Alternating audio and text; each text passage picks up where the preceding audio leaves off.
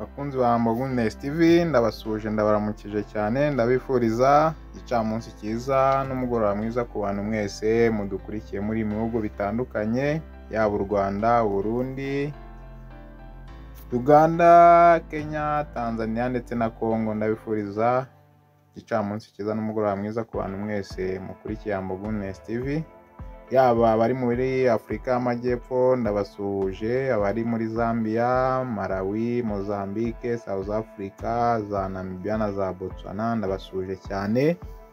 Ndasuhuza kandi abari mu bihugu by'i Burayi, yaba abari mu gihugu cy'Ububiligi, abari mu gihugu cya France, Ubwongereza. Ndasuhuza kandi n'abari mu gihugu cya Sweden, mwese ndabasuhuje cyane ndabaramukije. Ndasuhuza kandi nawe dukurikiranye uri mu gihugu cya Brazil, ndagusuhuje cyane. Nsuhuza kandi n'abari ku mugabane wa Amerika, abari mu gihugu cya Amerika ndetse n'abari mu gihugu cya Canada, mwese ndabasuhuje mwumve mwikaze. N'abari mu gihugu cya Indonesia ndabizi ko muba mudukurikiye cyane, ndabasuhuje ndabaramukije cyane. Iyi rero mukurikirana ni Goodness TV, ngiye mugiye kubana nawe mu kiganiro ni Hagenimana Adolphe.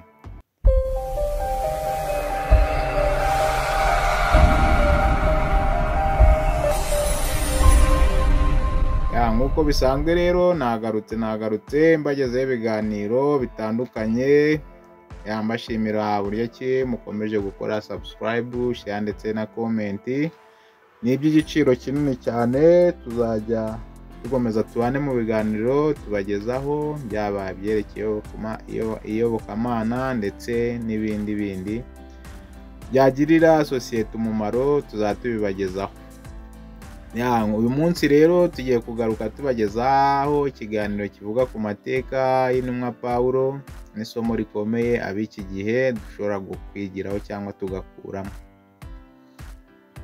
Hari abantu benshi bavuga ko bahindutse, ariko se wigeze utekereza ku muntu wahindutse bya nyabyo, kuva kumukurikirana abakristo kugeza ku muntu w'intumwa ukomeye? Uyu munsi tugiye kureba inkuru y'igitangaza y'umugabo witwa Pawulo n'isomo rikomeye abantu bose b'iki gihe bagomba kwigiraho. Pawulo yavukiye mu mujyi wa Taruso, yari umwe mu bigishwa ba Yesu, yigishijwe n'abigishwa amategeko beza cyane, yari azi neza amategeko ariko yari ataramenya Yesu.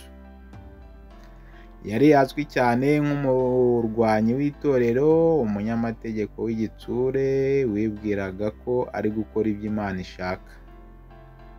Nyamara ari kurwanya umwana w'Imana, nk'uko tubisoma mu Byakozwe n'Intumwa ibice 9. Bibiliya ivuga ko yagiye i Damasiko afashe uburenganzira bwo gufata abizera ngo abafunge, ariko Imana yari ifite umugambi kuri we.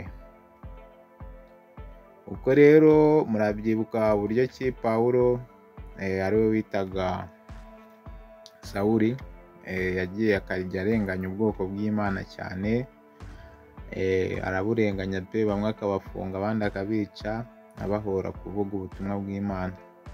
Ariko igihe cyarageze, kimaze kugera, Imana iramwiyereka, nk'uko abagiye basoma Bibiliya mubyibuka. Yatunguwe n'urumuri rwose rw'izuba ruramena amaso ku buryo yaguye hasi, yumva ijwi rimubwira ati, Sawuli, Sawuli, gatatu urimo waturandenganyiriza iki? Sawuli nawe akabaza ati, urinde ndenganya? Yesu nibwo yamubwira ati, ni njyewe urimo urarenganya, ari we Yesu. Murabyibuka basomye cyane Bibiliya. Aho ngaho niho yavuye abimpumye, ariko ijwi ry'Imana, Imana yohereza umukozi wayo kugira ngo amugezeho ubuhanuzi buvuye ku Mana ko hari ahantu agomba kugenda akamusengera, akagira gute agahumuka. nk'uko rero tubisoma mu byakozwe n'intumwa ibice 9 yose, ugiye usoma ugakomeza, hari byinshi ugenda wigeramo ukabibona. Rero tugiye kureba uko Pawulo yahindutse mu rugendo rwe. Umucyo mwinshi wavuye mu ijuru uramukubita hasi, yumva ijwi rimubwira ati, Sawuli, Sawuli, untotereza iki? Yibaza uwo ari we. Yesu aramubwira ati, ni njye Yesu uwo utoteza. Aheraho aba impumyi. Yamara iminsi 3 adafite ubushobozi bwo kubona. Nyuma Ananiya aramusengera, ahita abona kandi ahabwa umurimo mushya wo kuba intumwa y'abanyamahanga. Uhereye ubwo Pawulo yahindutse burundu. Urumva ko Ananiya ariwe wamusengeye kugira ngo abashe kugira gutegumuka, ari nabwo yatangiye gukora umurimo w'Imana. Rero mu byo Pawulo yakoze nyuma yo guhinduka, yagiye mu bihugu byinshi yigisha ubutumwa bwiza. Yanditse amabaruwa menshi kandi ziri mu byanditswe byera, ziganjemo inkuru, impanuro n'ubuhamya. Yahanganye kandi n'abatizera, yihanganira imibabaro, yarakubiswe, arafungwa, ariko ntiyigeze areka umurimo w'Imana. Rero yavuze amagambo akomeye muri Timoteyo wa 2 ibice 4 umurongo wa 7 ati, narwanye intambara nziza yo kwizera, none nsoje urugendo narinze ukwizera.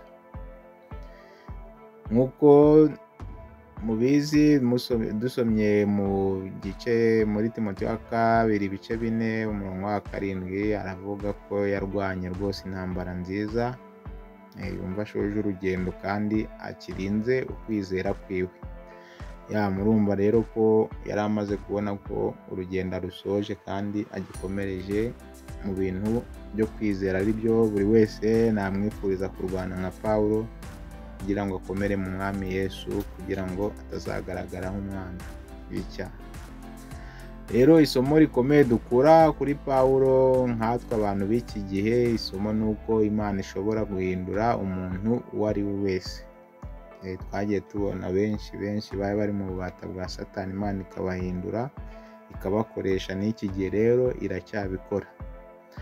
Ntawacumuye cyane ku buryo Imana itamukoresha. Icya kabiri rero, ubuhinduke bwa nyabwo buzanwa no kumva ijwi rya Yesu, si amagambo gusa. Buriya ushaka guhinduka, kenshi na kenshi uba wumva ijwi rya Yesu uri guhamagara. Hari abenshi bagiye bahamagarwa mu buryo budasanzwe, bagenda batanga ubuhamya. Bamwe bagiye babonekerwa mu nzozi, abandi bakaba bari kugenda mu nzira bakumva ijwi. Ni ibintu byinshi cyane, imihamagaro igiye itandukanye. Cya gatatu rero, uko Pawulo yihanganye mu mibabaro, natwe byatwigisha kutava ku izima igihe dufite umurimo w'Imana, tudacika intege. Icya kane rero, kwigirira icyizere. Harimo kwigirira icyizere gishingiye ku kwizera, kuko Pawulo yari azi neza uwo yemeye. Icya gatanu rero, ubuzima bushya muri Kristo ntibushingira ku byo twakoze ejo hashize, ahubwo ku bushake bwo kumvira uyu munsi. Iyo urebye ubuzima bwa Pawulo, ubona ko Imana idahitamo abera, ahubwo ihindura abanyabyaha ngo ibakoreshe. Mu by'ukuri rero abizi amateka ya Pawulo ntabwo yari meza mu gihe yari atarakamenya Yesu. Byari bigoye cyane kuko yakoraga ibintu byinshi cyane birimo kurenganya abana b'Imana. Intumwa zaraharenganiwe, zirafungwa, izindi zirakubitwa, abandi baricwa, ariko byose Imana yarabirebaga.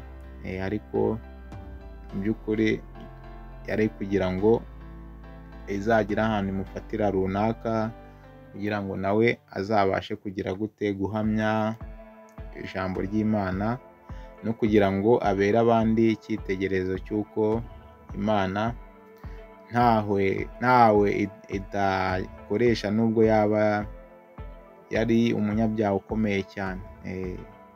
urabona ko Pawulo nubwo yari umuntu utoteza intumwa z'Imana, ariko Imana yagize gutya ikamukoresha. Wenda nawe uri kumva ubu ushobora kwibaza niba Imana yagukoresha. Ushobora kuba nawe urimo gukurikirana ijambo ry'Imana rwose muri iki kiganiro, ukibaza nimba Imana yagukoresha, ariko Imana rwose ntawe idakoresha nk'uko tubibonye. Reka nkubwire ijambo rimwe Pawulo yaranditse agira ati, Imana ingirira imbabazi kugira ngo nanjye mbe icyitegererezo cy'abazaza nyuma bakizera Kristo. Umva ko rero Imana yamugize icyitegererezo cyo kugira ngo abandi bajye bamureberaho, ko ntaho Imana itakoresha cyangwa igiraho imukura. Imana icyo iba ikeneye ni umutima wawe, nta kindi. None rero nawe ntutinye, Imana iracyandika amateka mashya mu buzima bwawe. Rero nawe umuntu udukurikiye, ntugacike intege cyangwa ngo wihebe, kuko isaha yose Imana ishobora kuba yagukoresha kugira ngo nawe uvuge ubutumwa bwayo bwiza. Rero murakoze cyane mwe mwese twabanye muri iki kiganiro, mbashimira cyane uburyo ki mukomeje kudukurikirana, mukora subscribe, share ndetse na comment. Ibitekerezo byanyu byose ni ingenzi kandi nzajya mbibasubiza. Hari igitekerezo waba ufite ushobora kwandika muri comment, ubutaha tukaba twagira icyo tukivugaho. Mbashimira kandi mwe mwese mwabanye natwe muri iki kiganiro. Yari Hagenimana Adolphe, iyi mwakurikiranaga yari Business TV. Ndabifuriza akazi keza ku bagafite, namwe mudafite akazi ndabihanganisha, mbabwira ko uyu munsi bishobora kuba byanze, ejo bigakunda. Nta gucika intege, icya mbere ni ugusenga no kwizera Imana, kuko nigena byose. Sawa rero, amahoro y'Imana abane namwe. Shalom shalom.